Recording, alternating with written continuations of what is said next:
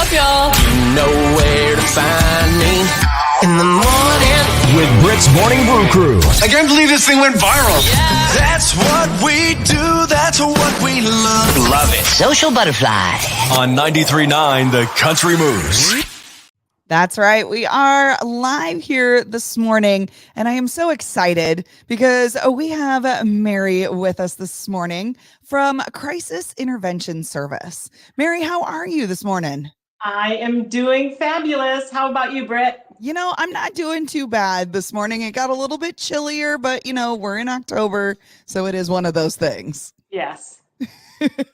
Well, so this month, October, is a Domestic Abuse Awareness Month, and you guys handle a lot of things with domestic abuse. Tell me a little bit about Crisis Intervention Service and what you guys do.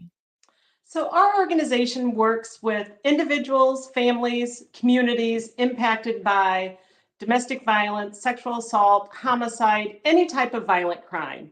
I often equate what we do is we meet people oftentimes on one of the worst days of their life. Yeah. And we are there to walk alongside them as they become safe, get themselves safe from abuse, rebuild their lives, and then move on to heal from the trauma of abuse and take their life, take it fully back. Okay. We provide everything from a 24-hour helpline, which is oftentimes the way people initially reach out, to helping people find new housing, helping people navigate the criminal legal system if that's what they choose. Basically, whatever their goals are in life, we're there to help them meet them. Sure. And you guys have a fantastic website. I am going to bring this up here so people can kind of see this when they go. And we have it scrolling down here below on what that website is. You guys have it right there up at the top on where the phone numbers are to call. And you also have some of the counties that you serve as well. Sure. One of the great things about our service is we have offices located throughout our 15 county service area.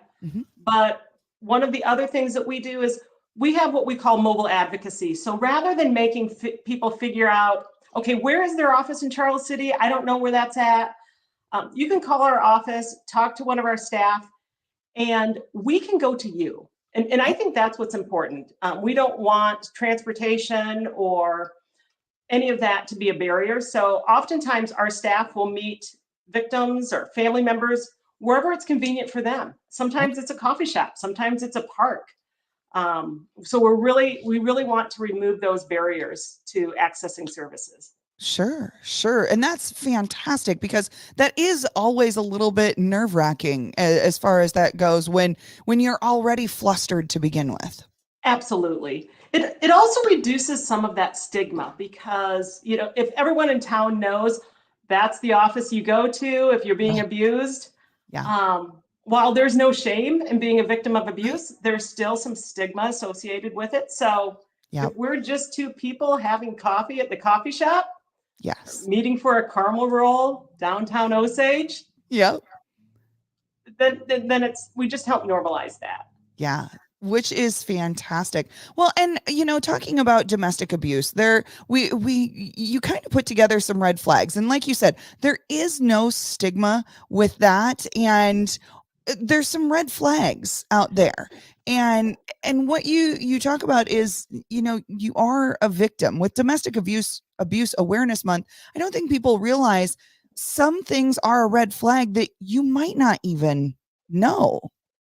Absolutely. And some of the red flags, oftentimes, maybe in the beginning of a relationship, seem a little charming. One of the things I often talk about is if I go out on a first date with somebody and when the check comes, if he punches me, I'm probably not going to go out with him again. Right. I might pick up the tab, and but I'm probably not going to go on a second date. Right. And most people who use abuse to power to gain control over their partner aren't going to be physically abusive on the first date. Right. But they will use other tactics to control people. And one of the most common things we see is just, we call it love bombing sometimes, is just all of the flattery, maybe calling somebody, texting them all day, every day. Where are you? What are you doing? I love you so much. Mm-hmm.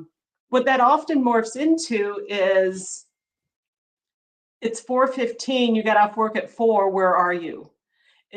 What starts as oftentimes what you see as flattery turns into control. Yes. Controlling where you go, who you talk to, what you wear. Yeah. And that, again, happens over time. If it happened immediately, I think most people would see it. But when these little things happen over time, it's hard to see, especially when you are in it. Oh, yeah. And especially when it comes with the emotional, just like you said, it seems very flattering at first. Like you're, oh Yes. my gosh, this person wants to text me. Oh my goodness, this person wants to be around me. They're concerned about me. And they often mask it in concern. I've been in some emotionally abusive relationships in the past, and you don't realize it as you're in it. Just exactly what you said until later on when you look back, or when sometimes you say it to a friend and they're like, wait a second, he did what? Or even she did what? Yeah. And it's not always one sided in a relationship with that. And that emotional stuff, that love bombing really does mask itself very easily. It does. It does. Yeah. And some of these things, I'm reading some of your red flags down here. They want to move too quickly into the relationship. Early in the relationship, flatters you consistently. Seems too good to be true. You hear a lot of people say that when they first get into a relationship. And sometimes, don't get me wrong, sometimes the person is just really happy to be in a relationship. There's a little bit more that goes into it, though. Like you Yes, said, wants them all absolutely. to themselves, insists on you spending time without your friends and family. And this one here insists that you stop participating in hobbies or activities. And that's one of those things that you don't see that often. A friend of mine told me, she goes, I didn't realize that her boyfriend at the time was trying to be so controlling. She goes, I realized that if I had a haircut scheduled, he would make me feel guilty for going and getting a haircut.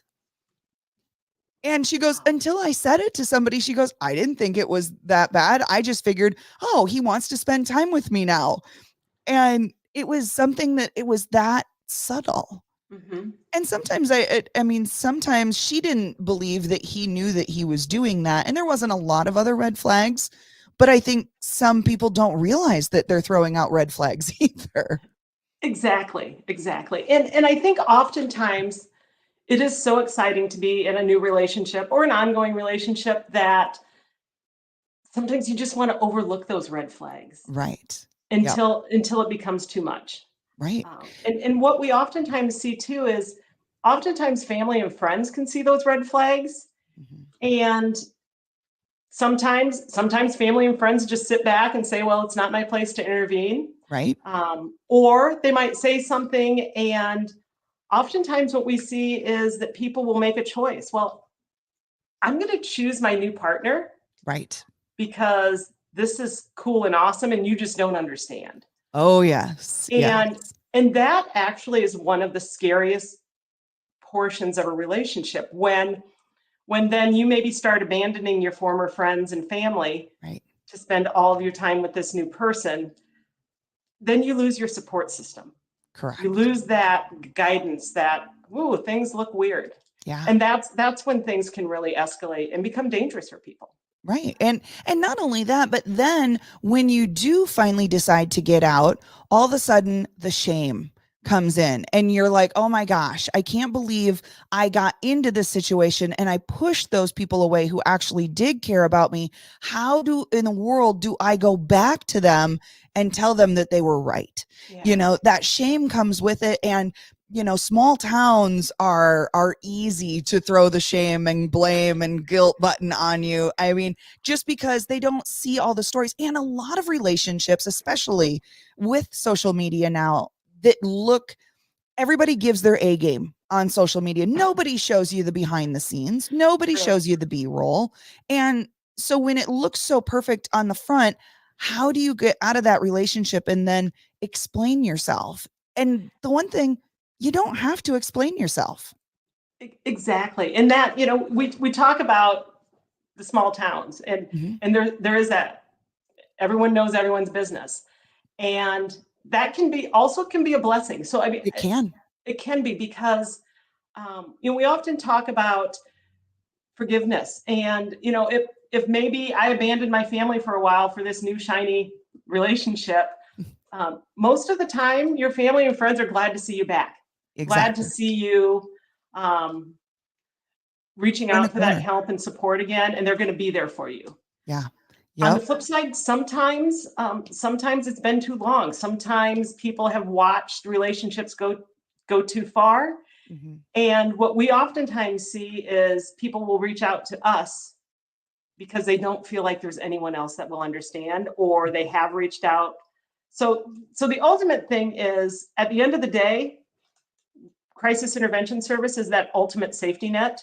If you feel like there's nowhere else, or you are embarrassed to reach out to your family or friends, reaching out to crisis intervention, either calling our helpline or sending a message on Facebook. We are available 24 hours a day. We will listen, we will help, and help people rebuild their life in whatever way they want it rebuilt. Yeah. And that is just so fantastic. And I think a lot of people, with what you said there, a lot of these things, if you were in a previous bad relationship, it's hard to spot those red flags because you don't know if you're being overly cautious and maybe, just seeing things as a red flag, or if they really are.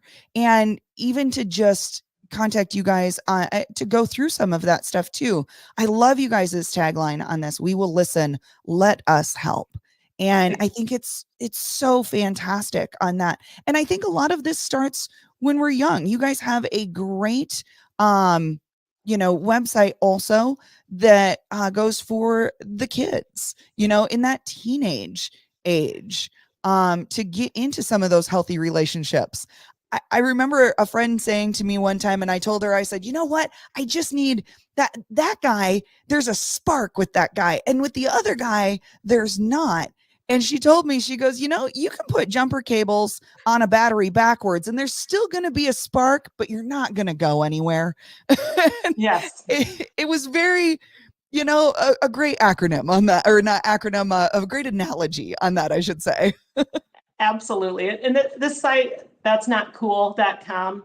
I love this. It's geared specifically towards teens.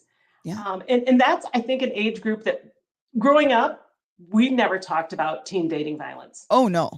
It was happening, but we didn't talk about it.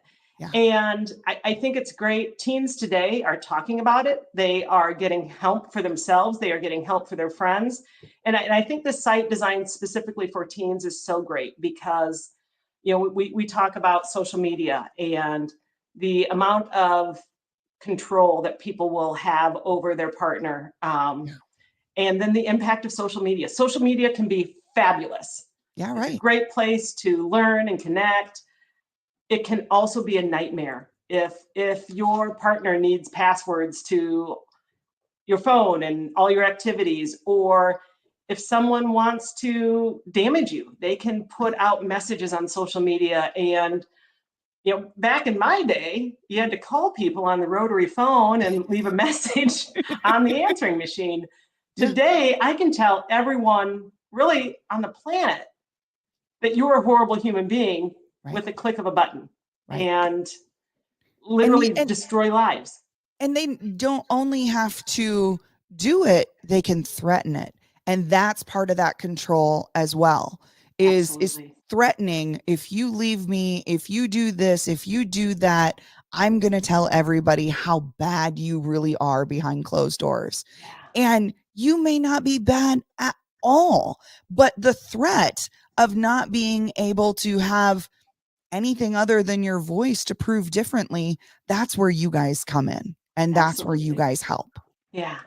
That's the beautiful part is we're available to provide support to individuals, and be it someone in an abusive relationship, or maybe you're concerned about your friend or your daughter or your son. Yeah. We're here to provide that support and just to provide that guidance. Years ago, we used to call ourselves first responders to abuse. Mm-hmm. And I've really changed the way I look at that. The reality is, a lot of times we're the last responders because coworkers know before we do, friends know before we do, families know before we do. We're kind of that last hope when everything else doesn't work. Yeah. And that's why we really want to be able to provide those tools to supportive friends and family, because it is so hard to pick up the phone and reach out to an organization and ask for help. Yes. It's a lot easier to talk to your mom or your grandma. Yeah. So we know that a lot of people are never going to pick up the phone and call us. Yeah. But if we can put a few tools in grandma's tool chest to help out her grandchildren, then we're doing some great work. Yeah. Well, and like you said, it's so hard to reach out, but yet just and it's so, I mean, with having so many friends that have gone through abusive relationships and being through some myself, it's so hard. But once you take that first step, asking for help really turns out to be the best thing that you did. And you realize a lot of times you're not as crazy as you think you are. And there's so many other people that have been in your situation and really want to help you not have to go through what they went through.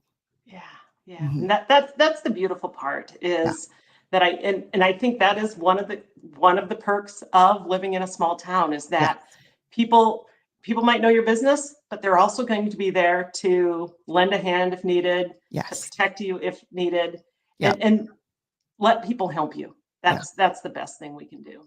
Exactly. Well, Mary, I love that you took some time to spend with us today. I would love to follow this up. If we can do something coming up, I know there's a lot of great country music that talks about some of the domestic abuse stuff that, might ring true to some people. Do you have some time a little bit later on this month to talk again a little bit more on this and maybe see if we can talk to some of these country artists and ask them how and why they created the songs that they did?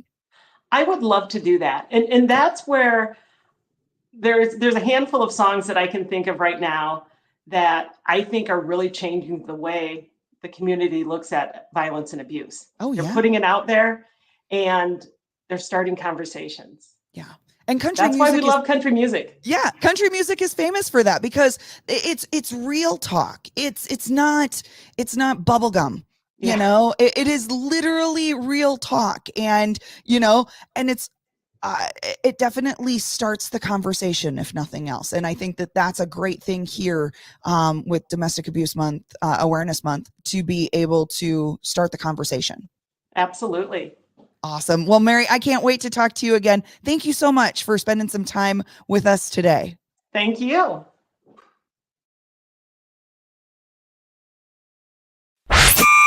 Wake up, y'all. You know where to find me in the morning with Britt's Morning Brew Crew. I can't believe this thing went viral. That's what we do. That's what we love. Love it.